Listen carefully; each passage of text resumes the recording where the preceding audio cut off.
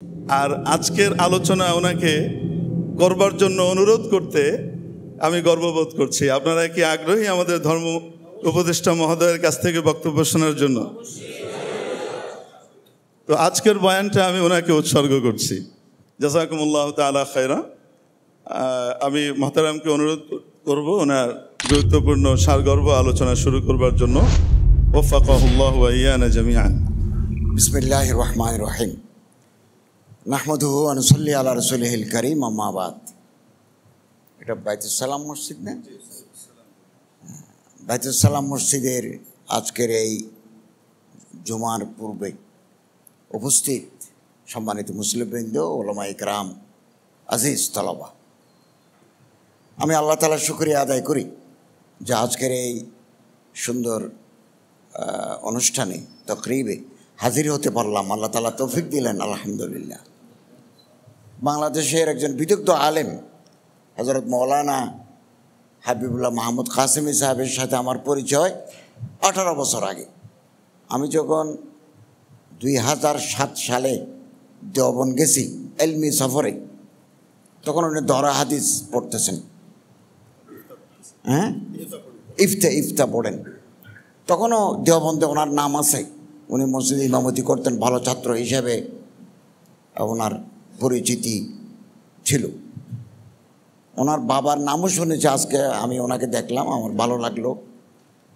উনি নিজে ইঞ্জিনিয়ার হয়ে নিজের ছেলেদেরকে আলেমে বা আমল বানিয়েছেন। এবং মৌলানা হাবিবুল্লাহ মাহমুদ কাসেমি সাহেব বাংলাদেশের বিভিন্ন জায়গায় ইসলাহি, দাওয়াতি, তাবলীগি ওয়াজ ও নসিহত করে জনগণকে আল্লাহর পথে ডাকছেন, পরিচয় আছে। তো ওনার নিসবতে আজকে এখানে আসতে পারলাম, আপনাদের সাথে দেখা হলো, ভালো লাগলো।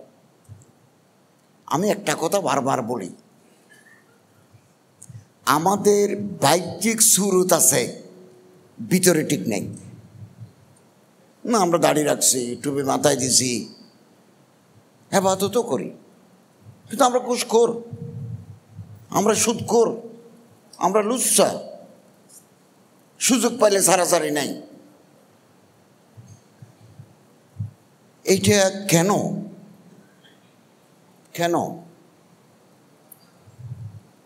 শরীরে রক্ত আছে 5.5 লিটার, 5.5।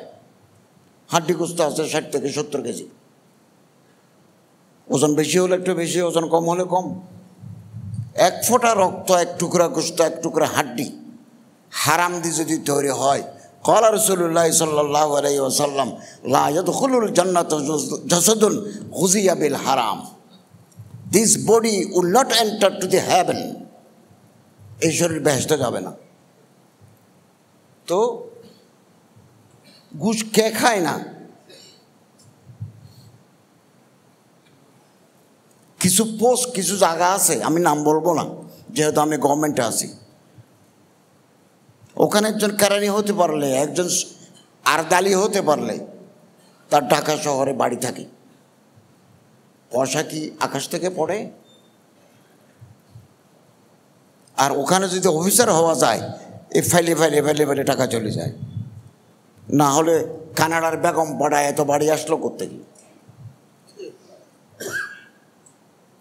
আমরা আবার নামাজও পড়ি, সুযোগ পাইলে হজে যাই, মসজিদ মাদ্রাসায় দানও করি। ভণ্ডামি, হিপোক্রেসি। এই জন্য আমাদের অন্তরের ভিতরে আল্লাহর ভয় দরকার। এই জন্য কোরআন শরীফে বারে বারে আল্লাহ তাআলা বলছেন, ইত্তাকুল্লাহ হাক্কা তুকাতিহি ওয়ালা তামুতুন্না ইল্লা ওয়া আনতুম মুসলিমুন। আল্লাহরে ডরো, যেভাবে ডরা দরকার। মুসলমান না হইয়া কবরে যাইবে না। আমি সবসময় বলি, রিপিট করি, ক্ষমতার জন্য মানুষ পাগল। কিছু জিনিসের জন্য মানুষ পাগলই যায়, ক্ষমতার জন্য মানুষ পাগল। যত রক্ত লাগে নাও, আমার চেয়ার যেন ঠিক থাকে। It is a history of the world. Bangladesh নয়, গোটা দুনিয়া। হিটলার, মুসোলিনি, রোমানিয়ার চসেস্কো, ইরানের রাজা শাহ পাহলভি, সবাই পরে এই হত্যা করে ক্ষমতায় থাকার স্পৃহা মানুষকে ধ্বংস করে দেয়। রোমানিয়ার প্রেসিডেন্ট চসেস্কোকে এবং তার বউকে 50টা গুলি দিয়ে এই বুকের উপরে 50টা গুলি চালিয়ে হত্যা করা হয়েছে। তারিখ আপনি আপকে দোহরাতি হ্যাঁ। ইতিহাস নিজে নিজের পুনরাবৃত্তি ঘটা, ইতিহাস এভাবে চাকা করে। ক্ষমতার জন্য মানুষ পাগল। 2, টাকার জন্য মানুষ পাগল, জায়গা জমিন বাড়ি ফ্ল্যাটের জন্য পাগল। 3, সেক্সের জন্য পাগল, সুন্দরী মেয়ের জন্য পাগল। গোটা দুনিয়া, গোটা দুনিয়া। এগুলোর ঊর্ধ্বে যারা উঠতে পেরেছে তারা এই জামানার গৌস, কুতুব, দরবেশ খোদা মস্ত। এবং আমরা এই দুনিয়ায় আল্লাহ তাআলা আমাদেরকে তৈরি করেছেন। হুয়া রাজ্জাকু যুল কুওয়াতিল মাতিন, তিনি রিজিকের মালিক। এবং তাফসীর ইবনে কাসীরের প্রথম খণ্ডে আছে, যখন মায়ের পেটে বাচ্চা আসে, মুজগা ফাকাসানুল ইজামা লাহমা, যখন বাচ্চা আসে তখন একজন ফেরেশতা, ইবনে কাসীর প্রথম খণ্ডে আছে, আল্লাহর কাছে জানতে চান, আল্লাহ অমুক দেশের অমুক গ্রামের অমুক মায়ের পেটেটা বাচ্চা আসতে চায়, আপনার মনসা কি? আপনি কি তাকে দুনিয়ায় আনবেন, বানাবেন? আল্লাহ যদি বলেন যে না, বানাবো না, তখন সেটা ইমেচিউর বেবি হিসাবে অ্যাবর্শন হয়ে যায়, এসকাত হয়ে যায়। এটা মানুষ হয়ে আসে না, এটা রক্তপিণ্ড জমাট, হাফ ডান, ঠ্যাং আছে, মাথা নাই, মাথা আছে, পা নাই, বের হয়ে যায়। আর যদি বলেন আল্লাহ বানাবো, তখন ফেরেশতা জিজ্ঞাসা করেন, আল্লাহ ছেলে না মেয়ে, কতদিন দুনিয়াতে থাকবে, খোঁজ করবে কিনা, বদনসিব হে या খুশ নসিব, দুর্ভাগা মানুষ না ভাগ্যবান মানুষ। তখন আল্লাহ যেটা বলেন এটা ফেরেশতা লিখে দফতর জমা দিয়ে দেন। অতএব আমরা দুনিয়াতে আসছি, আমরা পরিশ্রম করব, পরিশ্রম করব। রিজিকের জিম্মেদারি আল্লাহ তাআলা আমাদের রিজিক দিবেন। আমি দুনিয়াতে বেঁচে থাকবো, রিজিক পাবো না, এমন হয় না। আর আজকে যদি রাতে কারো মৃত্যু ঘটে, বুঝতে হবে রাতের খাবারের বরাদ্দ তার আর নাই, বরাদ্দ দিনের বেলা শেষ। এটার নাম ঈমান। ঈমান। এবং অতএব চুরি করা, সুদ খাওয়া, ঘুষ খাওয়া, পার্সেন্টেজ খাওয়া, এগুলো কবিরা গুনাহ। দুনিয়াও বরবাদ হয়ে যাবে, আখিরাতেও বরবাদ হয়ে যাবে। আমাদের মানসিকতা কত ছোট, কত ছোট। এত ওয়াজ, 3 লক্ষ মসজিদ আছে বাংলাদেশে। 3 লক্ষ মসজিদ জুমার আগে আজকে সারা বাংলাদেশে মানুষ ওয়াজ করে। আর শীতকালীন মৌসুমে আমাদের দেশে ওয়াজ মাহফিল হয়, তাফসীর মাহফিল হয়, বড় বড় হুজুররা এসে আমাদেরকে নসিহত করেন।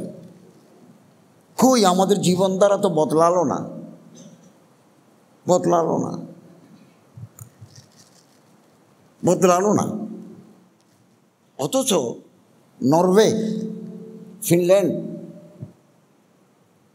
এই সমস্ত এলাকার মানুষদের ভিতরে নৈতিকতা বোধ আছে, আমাদের ভিতরে নাই। আমার জোতা কেন আমাকে বহন করে ভিতরে আনতে হবে? কারণ জোতাটা বাইরে রেখে গেলে আমি কি আর পাবো না। খুব চিন্তা করে দেখেন, আমার জোতাটা আমি হেফাজত করছি তো, কিন্তু নরওয়েতে নাই, ফিনল্যান্ডে নেই। আপনি একটা বেসরকারি সেবা সংস্থা, এনজিও, নরওয়ে, ফিনল্যান্ড এবং ল্যাটিন আমেরিকায়, দক্ষিণ আমেরিকায়, ব্রাজিল, এই সমস্ত এলাকার, আর্জেন্টিনা, পেরু, উরুগুয়ে, এগুলো দক্ষিণ আমেরিকার দেশ। একটা এনজিও 5,000 টাকা মানিব্যাগের ভিতরে রাখি, একটা ক্রেডিট কার্ড, একটা আইডি কার্ড দিয়ে 25 জায়গায় ফেলে দিয়েছে সাধারণ মানুষের নৈতিকতার মান যাচাই করার জন্য, যে তারা তাদের স্ট্যান্ডার্ড অফ মোরালিটি কত। আমি না ভালো মানুষ, আপনি ভালো মানুষ, নামাজে কালামি। একজন রিক্সাওয়ালা ভালো মানুষ কিনা, একজন সিএনজি চালক ভালো মানুষ কিনা। নরওয়ে, ফিনল্যান্ড থেকে সমস্ত ফেলে দেওয়া মোবাইল রেল স্টেশনে ফেলে দিল, বাস স্টেশনে ফেলে দিল, গির্জার সামনে ফেলে দিল। এরা লোকাল থানায় অথবা ফোন করে মানিব্যাগগুলো ফেরত দিয়েছে। আর দক্ষিণ আমেরিকায় ফেরত গেছে কম, রেখে দিয়েছে বেশি। কিছু ফেরত গেছে। বাংলাদেশে ফেলেন তো আসাদ গেটে, সংসদ ভবনের সামনে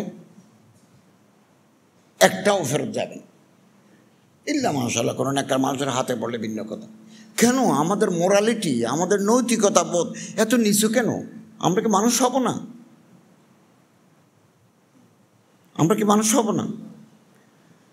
জাপানের একটা শহর আছে কুবে, তো মাল্টি স্টোরেড বিল্ডিং,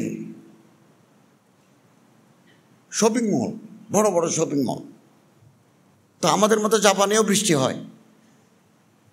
তো বাজার করে যখন নামে গাড়িতে পার্কিং প্লেসে, এই পথটুকু যেতে বৃষ্টির কারণে ভিজে যাবে, তখন একটা সেবা সংস্থা 500 ছাতা, 1000 ছাতা লটকায় রাখছে। আপনি যাবেন, একটা ছাতা নিয়ে যাবেন, পরবর্তী সুবিধাজনক সময়ে আপনি ছাতাটা আবার এখানে ফেরত দিয়ে যাবেন। এখানে টাকায় লাগান তো, নিউ মার্কেটে ছাতার গোষ্ঠীও পাবেন না আপনি একটাও। এত মনের ভিতরে হিংসা, এত বিদ্বেষ, এত গুতাগুতি, ফেসবুকে এত ট্রলবাজি আমাদেরকে মনটাকে ছোটো করে দেয়। আমি একটু চিকিৎসার কারণে গত মাসে থাইল্যান্ড গেছি, ব্যাংকক। তো স্বাভাবিকভাবে আমার প্রোটোকল দেওয়ার জন্য অ্যাম্বাসেডার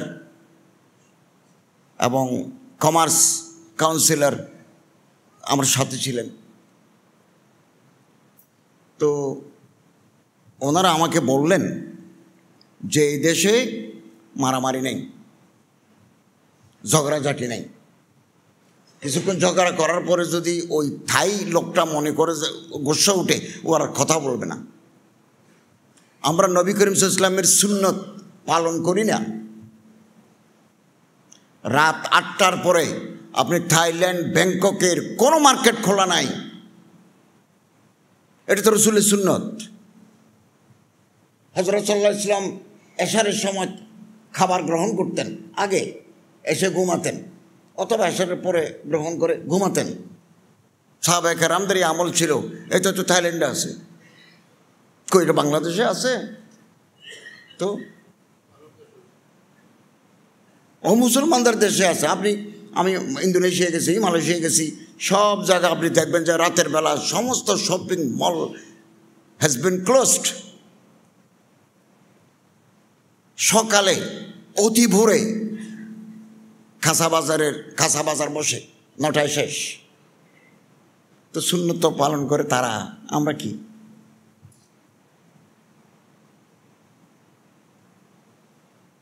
এবং আমাদের দেশে একটা রেওয়াজ আছে, সেটা হচ্ছে সারা জীবন আমরা ঘুষ খাই, সুদ খাই, পার্সেন্টেজ নিই, এবং বুড়ো হালে দাড়ি রাখি, জুব্বা গায়ে দিই, ওয়াজ করতে যাই। মসজিদ কমিটির সভাপতি, মাদ্রাসা কমিটির সেক্রেটারি, ঈদগাহ কমিটির অর্থ সম্পাদক। It has become a regular phenomena in our society. আমি তো সাধারণ মানুষ, এখন রাষ্ট্রীয় দায়িত্ব আছি, কদিন পরে নির্বাচন হবে, দায়িত্ব হস্তান্তর করে আমি আবার সাধারণ মানুষ হয়ে যাব। তারপর হজে যায়, নাতিন জামাই নিজের মেয়ে রাতে নিয়ে যায়, ক্লক টাওয়ারে থাকে। আমরা তো গরিব মানুষ, আমরা থাকি তো মিসফালা খুবরির তলে, কবুতর সত্তরের পূর্ব দিকে থাকি, সারা জীবন থাকছি। আমরা তো ক্লক টাওয়ারে থাকতে পারবো না, আমরা তো দারুত তৌহিদে থাকতে পারবো না, আমি হিলটনে থাকতে পারবো না। কেবল আমি লন্ডন গেছি, বার্মিংহাম গেছি, যে রাষ্ট্রীয়ভাবে আমি হিলটনে ছিলাম ফর দি ফার্স্ট টাইম। আমি এর আগে কোনোদিন আমি হিলটনে থাকি নাই, এই বার্মিংহামে হিলটনে ছিলাম। তো উনি হিলটনে থাকবেন। হারাম টাকা দিয়ে হজ আল্লাহর দরবারে কবুল হবে না। সুদখোরের হজ, ঘুষখোরের হজ, টেন্ডারবাজদের হজ আল্লাহর দরবারে কবুল হবে না। কনজুল উম্মাল একটা হাদিসের কিতাব, ওই কিতাবে আছে মানুষ যখন হজে যায় আল্লাহর হাজিরা দিতে হয়, লাব্বাইক আল্লাহুম্মা লাব্বাইক, লাব্বাইক লা শারীকা লাক লাব্বাইক, ইন্নাল হামদা ওয়ান নি'মাতা লাকা ওয়াল মুলক লা শারীকা লাক। এটা আল্লাহর কাছে হাজিরা কালবিয়া। হারাম খোর তার দোয়া আল্লাহর দরবারে কবুল হয় না। আমরা যে আল্লাহর কাছে দোয়া করি কবুল হয় না কেন? আমার পেটের ভিতরে তো হারাম, কবুল হবে কি করে? আল্লাহর ডর নাই। কুলু মিন তাইয়্যিবাতি মিম্মা রাযাকনাকুম, হালাল রিজিক তলব করেন আল্লাহর হুকুম। লা তাকুলু আমওয়ালাকুম বাইনাকুম বিল বাতিল, হারাম খাবো না। যখন 2 নম্বরই ব্যক্তি মক্কা শরীফে যায়, সন্ত্রাসী মক্কা শরীফে যায়, চাঁদাবাজ মক্কা শরীফে যায়, লাব্বাইক আল্লাহুম্মা লাব্বাইক, ক্বালা মালাকুন ফিস সামা, আসমানে যত ফেরেশতা আছে একসাথে ডাক মারে, লা লাব্বাইক লা সাদাইক, তোমার হাজিরা কবুল নাই, তোমার জন্য কোনো সুসংবাদ নাই। হজ্জুকা মরদুদুন আলাইক, আল্লাহ তোমার হজ তোমারে ফেরত দিয়েছেন। যাচ্ছে মক্কা শরীফে যাচ্ছে, এবছর 18 লাখ গেছে সারা দুনিয়াতে। অনেক নেককার বান্দারা গেছেন, অনেক আল্লাহওয়ালা মানুষরা গেছেন, আল্লাহ তাদের হজ কবুল করছেন। হজ্জাতুল মাবরুর লাইসা লাহু জাযাa'un ইল্লাল জান্নাহ, যাদের হজ আল্লাহর দরবারে কবুল তাদের বদলা জান্নাত। এমন মানুষ আমি দেখছি, আমি তো হজ মনিটরিং টিমের প্রধান। বাংলাদেশ থেকে 27,100 জন হাজি এবছর হজ করেছেন। হজ করে জাদ্দা বিমানবন্দর থেকে দেশে চলে আসবেন, মালসাবানা লাগেজ বিমানের ভিতরে ঢুকে গেছে, উনি চেয়ারে বসছেন, এভাবে টলি পড়ে গেছে, শেষ। এই তো আমার কাছে রিপোর্ট আছে, প্রতিদিন সকালবেলা রিপোর্ট আছে। গতকালে আমাদের সমস্ত হাজিরা চলে আসছেন। বাংলাদেশে কোনো হাজি এখন সৌদি আরবে নাই। 10 তারিখ লাস্ট। আমি আগামীকাল প্রেস কনফারেন্স করব, আমাদের অ্যাচিভমেন্ট, আমাদের ত্রুটি বিচ্যুতি পর্যালোচনা করব। আরেকজন, আমি যখন মদিনা আসি হজের পরে, তখন একটা মহিলা একেবারে বিদায়ী তওয়াফও করে আসছে, মদিনার মসজিদে নামাজ পড়তে গেছে। ওনার জামাই স্বামী আমারে বলল, 25 বছরের বয়সী মেয়ে, বললো যে আমার তো খারাপ লাগে। খারাপ লাগার সাথে সাথে টেলিফোন করলো, অ্যাম্বুলেন্স এসে নিয়ে গেল। হসপিটালে নিতে নিতেই উনি মারা গেলেন। এই তো মানুষের জীবন। হারাম খেয়ে যারা হজ করতে যায় তাদের হজ আল্লাহর দরবারে কবুল নাই। হাকিমুল উম্মত মুজাদ্দিদুল মিল্লাত আল্লামা আশরাফ আলী থানভী রাহমাতুল্লাহ আলাইহি নসিহত আছে, আমরা যারা হারাম খেয়েছি, ঘর বেঁধেছি, বিল্ডিং করেছি, ফ্ল্যাট করেছি, এটা বিক্রি করে দিতে হবে। হারামের পয়সাতে যদি কিনে থাকি, কোথায় কোথায় চাকরি করার সময় খেয়েছি হিসাব করে আমরা দিয়ে দেবো। আর গভর্নমেন্ট থেকে যদি চুরি করেছি তাহলে সোনালী ব্যাংকের মিসেলেনিয়াস ফান্ডে জমা দেব। গভর্নমেন্টের বিবিধ একটা ফান্ড আছে। আমার মন্ত্রণালয় থেকে আমি মসজিদ, মাদ্রাসা, এতিমখানা, শ্মশান, বৌদ্ধ, খ্রিস্টান, সেমেট্রি এগুলোতে অনুদান দিয়ে থাকি। তো ভুলের কারণে হয়তো রাউটিং নাম্বার ভুল অথবা অ্যাকাউন্ট নাম্বার ভুল, যার কারণে টাকা আইবাস থেকে সেন্ড করার পরে রিটার্ন আসে। অটোমেটিক কম্পিউটারে বলে দেয় যে এখানে এরর আছে, তার রাউটিং নাম্বারে অথবা এই অ্যাকাউন্ট নাম্বারে ভুল আছে, ফেরত আসছে, টাকা ঢুকে নাই। আর যাদের ঠিক আছে টাকা ঢুকবে। বাংলাদেশ ব্যাংক থেকে একটা ট্যাক্স দেয় যে ইউ উইল গেট এত টাকা within opening day, working day. তো আমি একটা লিস্টে নিয়েছি, দেখেছি 2021 সাল থেকে অনেক টাকা ফেরত আসছে, আমার আমলেও ফেরত আসছে। আমি কালকের মিনিস্ট্রিতে জিজ্ঞাসা করলাম যে টাকা কোথায়, বললো এটা বাংলাদেশ ব্যাংকে থাকবে, এটা আমরা নেওয়ার সুযোগ নেই, এটা গভর্নমেন্টের ফান্ডে থেকে যাবে, কোটি কোটি টাকা ওখানে থেকে যাবে। এবং আসুন হযরত থানভী রহমতুল্লাহর কথা মতো বাড়িটা বিক্রি করে দিই, আমি বাঁচলে তো জগৎ বাঁচল। আমি যদি ডুবে যাই, ঘুষ খেয়ে সুদ খেয়ে অবৈধ করে, আমার ছেলেরা 10 তলার উপর থাকবে, আমার কি লাভ? আমার কি? আমি তো শেষ, আমার তো জর্রা জর্রা হিসাব হবে। মিসকালা দর্রাতিন খায়রিন ইয়ারা, মিসকালা দর্রাতিন শাররিন ইয়ারা। বালি পরিমাণ তার চাইতে ছোট কোনো নেক আমল করলে সেটাও আল্লাহ হিসাবে নেবেন, বিবেচনায় নেবেন, গুনাহ করলেও বিবেচনায় নেবেন। ওটা বিক্রি করে, ওই সম্পত্তি বিক্রি করে গভর্নমেন্টকে ফেরত দেবো, পাবলিককে ফেরত দেবো, এর নাম তওবা। ইয়া আইয়ুহাল্লাযীনা আমানু তুবু ইলাল্লাহ তাওবাতান নাসুহা। এই তাওবাতান নাসুহা মানে এটা। আল্লাহ আল্লাহ তওবা, এর নাম তওবা নয়, তওবা নয়। আল্লাহর ডর পয়দা করতে হবে। আল্লাহর ডরটা কি? আমি আল্লাহরে দেখি, আল্লাহ আমারে দেখেন। আমি আল্লাহরে না দেখলেও আল্লাহ আমারে দেখেন। I am constant watch of Allah the Almighty, Allah the Lord provident. আমি আল্লাহর নজরদারিতে আছি 24 ঘন্টা। তিনি আমার রাতেও দেখেন, দিনেও দেখেন, যে কোনো মুহূর্তে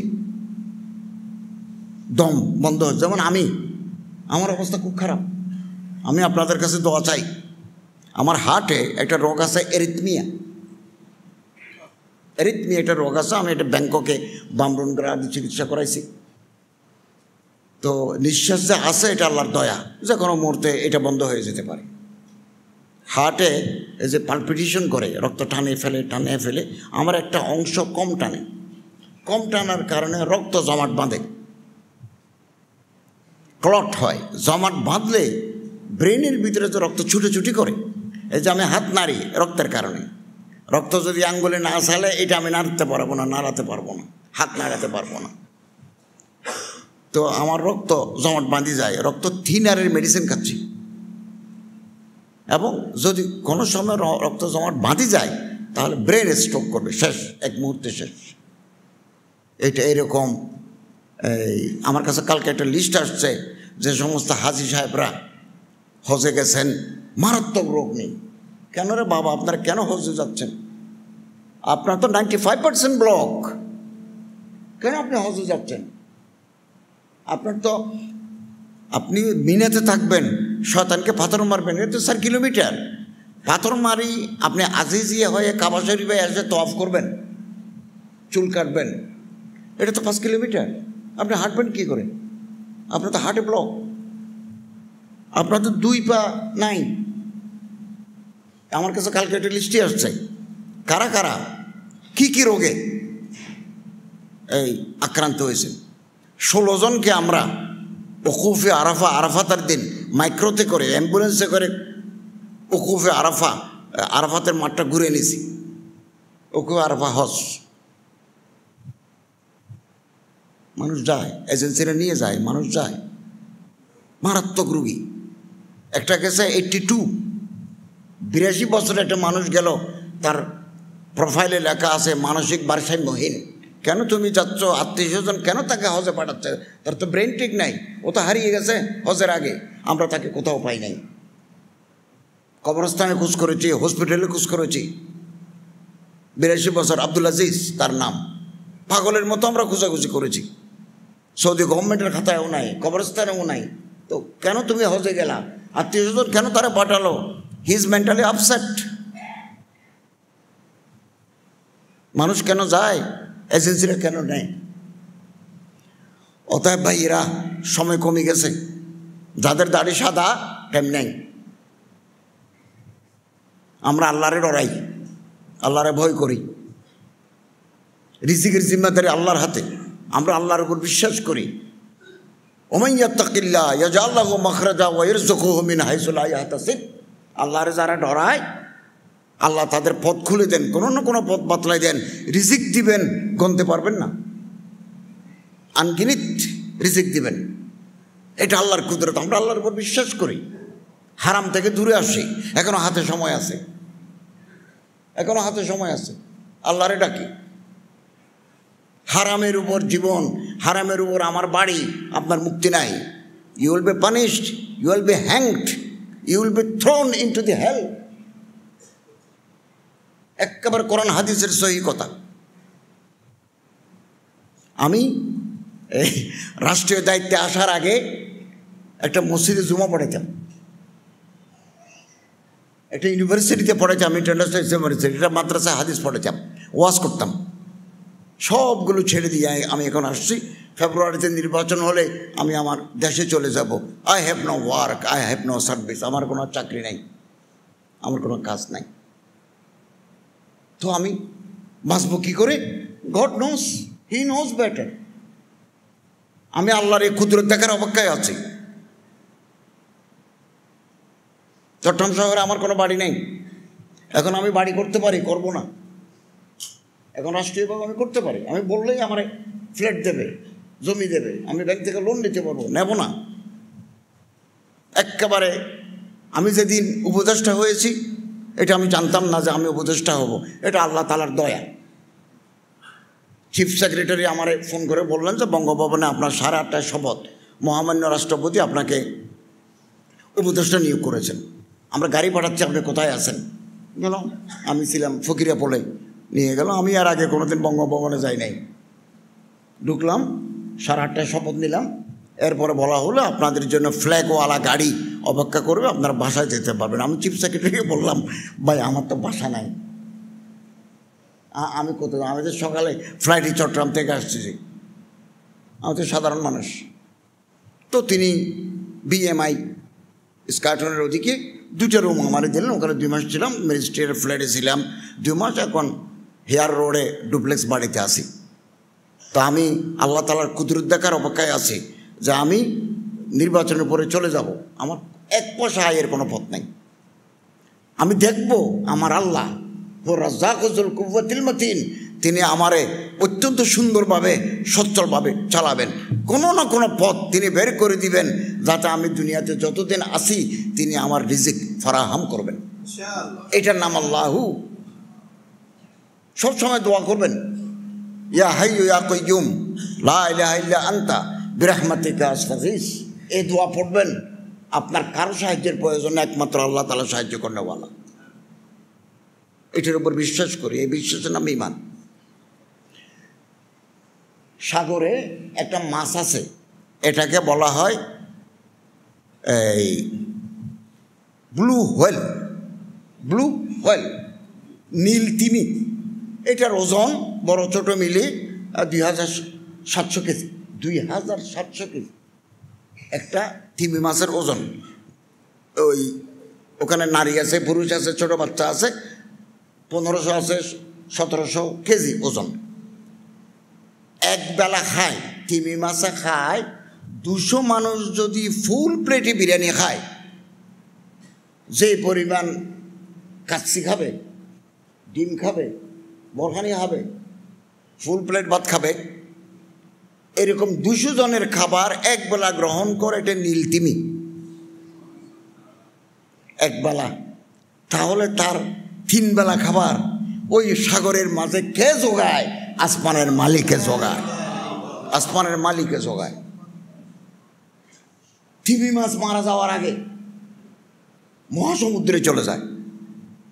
কেন যায় পৃথিবীর কোনো বিজ্ঞানী জানে না। মহাসমুদ্রে চলে গিয়ে একবারে সমুদ্রের তলায় ও মারা যায়, ওখানে তাকে একদিন মারা যায়। মারা যাওয়ার পরে এক এক প্রাণী তার শরীরের এক এক অংশ খায়। হাড্ডি যেগুলো আছে এগুলো আরেক ধরনের প্রাণী, সামুদ্রিক জলজ প্রাণী, তার হাড্ডিগুলো খায়। তার হাড্ডির ভিতরে এক ধরনের কেমিক্যাল আছে, এগুলো তারা খায়। এই জন্য বলা হয় তাকে তিনি জীবিত থাকতেও কোটি টাকার দাম, মারা যাওয়ার পরেও তার দাম কোটি টাকা। এগুলো আল্লাহ তাআলার কুদরত। আমরা চোখের পানি ফেলি, চোখের পানি ফেলি, কাতরাতুদ দামিন মিন খাশিয়াতিল্লাহ, আল্লাহর ডরে পানি ফেলি। যার চোখ দিয়ে পানি পড়ে আল্লাহর ভয়ে, এই শরীর জাহান্নামে যাবে না। আমি বারবার কথা বলি, আমার মন্ত্রণালয়ের ব্যাপারে আপনাদের কোনো পরামর্শ থাকলে, কোনো মতামত, কোনো কমেন্টস, কোনো রিয়াকশনস, কোনো সাজেশন থাকলে আমরা জানাবেন, আমরা চেষ্টা করব। অনেক সংস্কার করেছি আমরা, যতদিন আছে আরও কিছু আমরা কাজ করে যাব। এবং হজকে নির্বিঘ্ন করার চেষ্টা করেছি। কিছু ত্রুটি বিচ্যুতি আছে, আগামী 26 সালের হজের কাজও আমরা করে যাব। আমি মন্ত্রীর সাথে চুক্তি করার জন্য নভেম্বরে আবারও সৌদি আরব যাব। নভেম্বরের 8 না 12 তারিখে ডেট দিছে, ওই ডেটে যাব, আবারও চুক্তি করে আসব। আপনারা দোয়া করবেন। সব সময় আমরা হালাল রিজিক খাওয়ার চেষ্টা করব, আল্লাহর কাছে দোয়া চাইব। দুশ্মনী করবে, শত্রু মানুষের আছে, আমরা আল্লাহর কাছে দোয়া করবো, আল্লাহ আউযু বিকা মিন গালাবাতিদ দাইন ওয়া গালাবাতিল আদু ওয়া শামাতাতিল আদা। আর যাদের মাথার উপর কর্জ আছে, দোয়া পড়ব, আল্লাহুম্মা মাগফিনি বিহালালিকা আন হারামিক ওয়া আগনিনি বিফদলিকা আম্মান সাওয়াক। এই দোয়া পড়বেন। পাহাড় পরিমাণ কর্জ আদায়ের ব্যবস্থা আল্লাহ আসমান থেকে করে দিবেন। বহু মানুষ দুনিয়া থেকে বিদায় হয়ে গেছে। ফিল্ড মার্শাল আইয়ুব খানের কবর আছে হাজারা, ইসলামাবাদের পরে একটা হাজারা। আমি ইসলামাবাদ গেছি। হাজারা কবরের উপরে এতটুকু বালি, পাখির বিষটা, গাছের পাতা, পরিষ্কার করার লোক নাই। আইয়ুব খানের জমানা আমরা দেখছি, ছাত্র জমানায় 69 গণ অভ্যুত্থান, আইয়ুব খান বিদায় হয়ে গেছে। আইয়ুব খানের কবরে ধুলাবালি পরিষ্কার করার লোক নাই। এটা তো অবাক করার কথা। আইয়ুব খান রাওয়ালপিন্ডিতে বসে বলছে যে পুকুরে যেন কচুরিপানা না থাকে। টেকনাফ পর্যন্ত পুকুরে কোনো কচুরিপানা ছিল না। সাহেব খানের কবরে কেউ নাই। ইরানের রেজা শাহ পাইলাবি, তার কবর আছে মিশরে, জিয়ারত করনেওয়ালা লোক নাই। এজিদের কবরে ফাতিহা পড়নেওয়ালা লোক নাই। এটা নিজামুদ্দিন আউলিয়ার কবর, তাবলিগি মার্কাজ, বাঙালিওয়ালা মসজিদ। এই পাশে হুমায়ুন। আমি তো ইতিহাসের ছাত্র, আমি 2 জায়গায় গেছি, এখনও যাই। দিল্লি গেলেই আমি একবার হযরত নিজামুদ্দিন আউলিয়ার কবর জিয়ারত করি। ওখানে গালিব, কবি গালিবের কবর আছে, মির্জা গালিবের কবর আছে। তারপরে ওই যে তুতিহীন আমির খসরুর কবর আছে, আমির খসরুর কবর আছে। আমি যাই, জিয়ারত করি, দিল ঠান্ডা করি, প্রশস্ত করি, বসে থাকি। এমনি গিয়ে মাটিতে বসে থাকি। এখানে মানুষের ঢল, ওখানে পর্যটকের ঢল। হুমায়ুনের কবরে মানুষ ছবি তোলে। এই হচ্ছে দুনিয়া এবং আখিরাতওয়ালা মানুষ। আমরা আসুন, আপনারা মৌলানা হাবিবুল্লাহ মোহাম্মদ কাসেমি সাহেব অত্যন্ত দিনদার, পরহেজগার, নেককার, আলেমে দিন, মুস্তাহিদ আলেমে দিন, তার কথা মানবেন। মশালা মশাল ওনার কাছে জিজ্ঞাসা করবেন। উনি আমাদের অত্যন্ত দামি সন্তান, সূর্য সন্তান, তার কথা মানবেন। আহলে দিল এর সাথে সম্পর্ক রাখবেন। হায়াত একেবারে কম, কোন সময় ডাক আসে আমরা জানি না, কোন সময় ডাক আসে, বিদায় নিতে হবে, সব ফেলে চলে যেতে হবে। এটা আরেক জগৎ, যে জগৎ সম্পর্কে আমাদের কোনো ধারণা নাই, কোনো ধারণা। হয়তো কবরস্থান তৈরি করতেছে আমার গ্রামে, দেওয়াল হয়ে গেছে, এখন মাটি দেব, এটাই আমি তৈরি করতেছি। মানুষ যাতে অন্ততপক্ষে এসে কবরের পারে একটু জিয়ারত করতে পারে, এটাই হচ্ছে আমাদের ঠিকানা। আসুন, আমাদের অন্তর কিসের সম্পদ, কিসের কি, আমি কার জন্য এগুলো করি? প্রত্যেকে তার কপাল নিয়ে আসছে আল্লাহর কাছ থেকে। আমার ছেলেরা আমার সাথে যোগ্য, আমার সাথে আমার চাইতে বেশি কোয়ালিফাইড, তো তাদের কপাল আছে, তারা তাদের রিজিক নিয়ে আল্লাহর কাছে আসেন। তবে বাবা হিসাবে আমাদের দায়িত্ব তাদের একটা মাথা গুজার ঠাই দেওয়া, তাদের জন্য কিছু করে যাওয়াটা, এটা বাবা হিসাবে শফকতে পেদেরই এটা আমরা করব। তাই বলে আমি অন্যায়, সুদ, ঘুষ, নাজায়েজ দিয়ে আমরা করব না। এই মানসিকতা জাগ্রত করতে পারলে বাংলাদেশের ভিতরে, তাহলে লুটপাট, বিদেশের টাকা পাচার, ব্যাংক লুট বন্ধ হয়ে যাবে। ব্যাংকের সমস্ত টাকা লুট করে নিয়ে যাবো, হোয়াট ইজ দিস? এটা কোনোদিন দেশপ্রেমিক মানুষের কাজ নয়। আমি করলে আমিও দোষী। $20 বিলিয়ন ছিল আমরা যখন দায়িত্ব নিই গত বছর আগস্ট মাসে, এখন $31 বিলিয়ন। এখন আমাদের রিজার্ভ $31 বিলিয়ন। এবং আমাদেরকে, আমি গত বৃহস্পতি আমাদের মন্ত্রী পরিষদের বৈঠক ছিল, চিফ অ্যাডভাইজার মহোদয় বলছেন যে আপনারা সরকারি খরচে বিদেশে যাবেন না, কেবলমাত্র জরুরি রাষ্ট্রীয় প্রয়োজনে যাবেন, বিনোদন বাড়াবার জন্য বন্ধ করে দিচ্ছেন। গাড়ি কিনবো না আমরা যতদিন ফেব্রুয়ারি বলতে চাচ্ছেন, অথবা যখনই নির্বাচন হয় সরকারে আমরা কোনো নতুন গাড়ি কিনবো না। খরচ কমাচ্ছেন। খরচ কতটুকু কমাইছে জানেন? মন্ত্রী পরিষদের বৈঠকে আমরা 11টায় যেতাম, 2টা 2:30 পর্যন্ত মিটিং চলতো। তারপর আমরা খাবার খেতাম, ডাল, সবজি, হয়তো মাছ, না হলে মাংস, গোস্ত। এটাও বন্ধ করে দিয়েছে। এটা বন্ধ করে দিয়েছে, না আপনারা বাসায় গিয়ে খাবেন, কেবল চা দেয়, নাস্তা দেয়। আমি ইন্দোনেশিয়া যেতে চেয়েছিলাম, এই হজ সিস্টেম কীভাবে চালায় তারা। পৃথিবীর বেশি মানুষ হজে যায় ইন্দোনেশিয়া থেকে।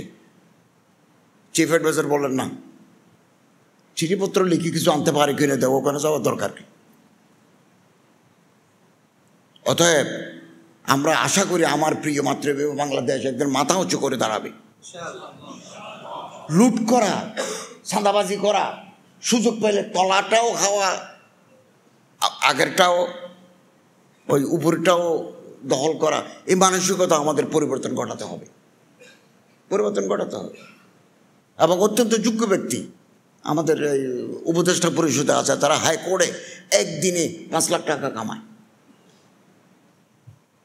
এবং চিফ অ্যাডভাইজার মহোদয় আমাদেরকে বলেছেন, হাসান আরিফ সাহেব মারা গেছেন, সাবেক অ্যাটর্নি জেনারেল, উনি বারবার বলছেন স্যার আমার সারি দেন। আমাদের তো বেতন ভাতা কম, ব্যাংকের এমডি যা বেতন পায় আমরা 5 ভাগের 1 ভাগও পাই না। ক্ষমতা আছে, সুযোগ আছে, অ্যামেনিটিস ফ্যাসিলিটিস আছে, কিন্তু অর্থটা কম। চোরের জন্য তো সামান্য টাকা বেতন নিলে কি হবে, তার যে পথ ওটা তো চোরের জন্য ভালো। আমরা চোর হব না, আমরা সৎ থাকবো, হকের উপর থাকবো। আল্লাহ তাআলা আমাদের তৌফিক দান করুন, আমিন। এত সুন্দর দেশ, আমরা যে দেশের বাসিন্দা, সকালে সূর্য উঠে সারাদিন ফকফকা আলো, একটা গাছ রোপণ করে দিলে পানি দিতে হয় না, ফল ধরে। এত সুন্দর দেশ, বর্ষাকালে বৃষ্টি দেয়, শীতকালে শীত হয়, এত উর্বর, সুজলা সুফলা এই দেশ। এরকম দেশ কয়টা আছে? আমি যখন ইংল্যান্ডে গেছি তখন বৃষ্টি পড়ে। লন্ডনে, বার্মিংহামে, সারে, ক্যামব্রিজ, অক্সফোর্ড, বৃষ্টির সাথে সাথে শিলা, তারপর ঠান্ডা বাতাস, ও মা, নখ বন্ধ হয়ে যায়। দৌড়ে কাঁথা গায়ে দিয়ে দৌড়ে গাড়িতে উঠি, গাড়ি থেকে নামে ঘরে ঢুকি। এরকম পরিবেশ তাই বাংলাদেশে নাই।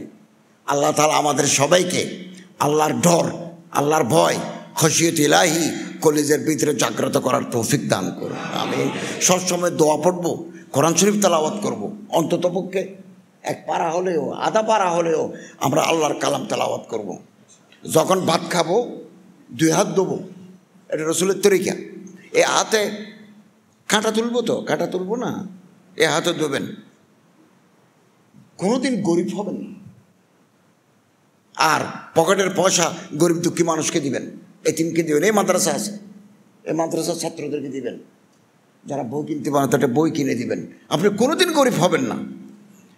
আল্লাহ তাআলা তৌফিক দান করুন, আমিন। ওয়া আখিরু দাওয়ানা আলহামদুলিল্লাহি রাব্বিল আলামিন। অনেক অনেক ধন্যবাদ আমাদের সম্মানিত উপদেষ্টা মহোদয়কে, যে উনি ওনার জ্ঞান গর্ভ আলোচনা দিয়ে আমাদেরকে যেন এক ধরনের মহাচ্ছন্ন করে রেখেছিলেন। আলোচনাগুলো আমাদের জন্য অতীব গুরুত্বপূর্ণ। হালাল এবং হারামের এই তারতম্য আমাদের মধ্য থেকে